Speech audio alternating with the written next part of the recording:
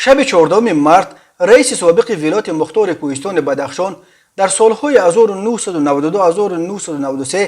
و نماینده سابق این ولایت در حکومت تاجیکستان شودولتوف بر اثر بیماری که داشت از عالم درگذشت.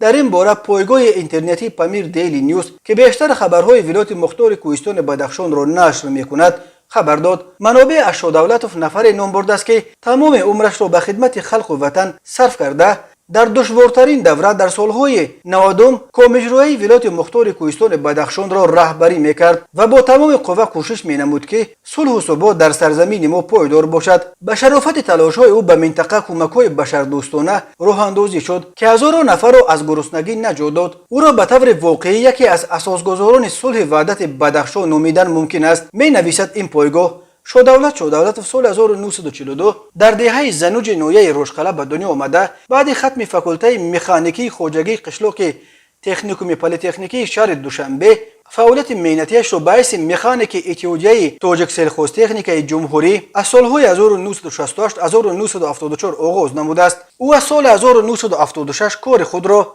از سردار ریاست کشاورزی نویه یاوان آغاز کرده. در سالهای 1985 1990 رئیس نویه یاوان بود.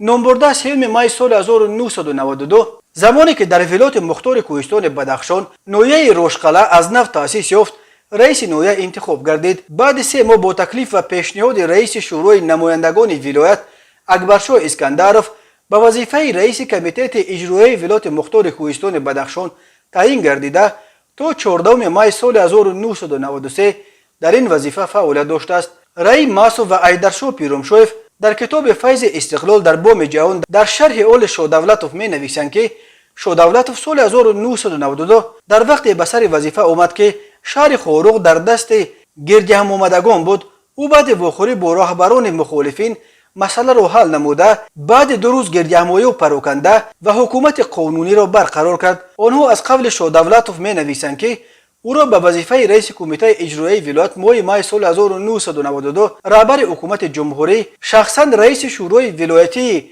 ولایت مختار کوهستان بدخشان اکبرشاه اسکندرov توصیه نموده است. مؤلفان کتاب از شودولتوف یکی از بنیادگذاران دانشگاه دولتی خاروق، ساختمان 40 کیلومتر روی کون انگشت روناب، مسئله ساختمان روی کولاب زغر قلمه قراقرم، به کار انداختن 2 اگریگات نیروگاه برقی پامیر 1 و رساندن کمک غذایی درازمدت به مردم بدخشان از جانب سازمان‌های بین المللی یادآور می شود. با مقصد بهبودی زندگی مردم و با نان تامین نمودن آنها با خزینه آقاخان همکاری را آغاز نموده. شودولتوف همراه نماینده آن به جمهوری قزاقستان سفر کرد. شودولتوف و کارمند کم اجرایی ولایت خوشقدم قربان محمدov نامه را تیار کرده آن را به واسطه علی محمد راشپوت به امام آقاخان 4 ارسال نمودند. با کوشش رئیس ولایت در چنین دوره مشکل مردم بدخشان با کمک و دستگیری بی‌غرضانه خزینه آقاخان از گرسنگی نجات یافتند. می نویسد مؤلفان کتاب فیض استقلال در بام جهان شودولتوف را همچنین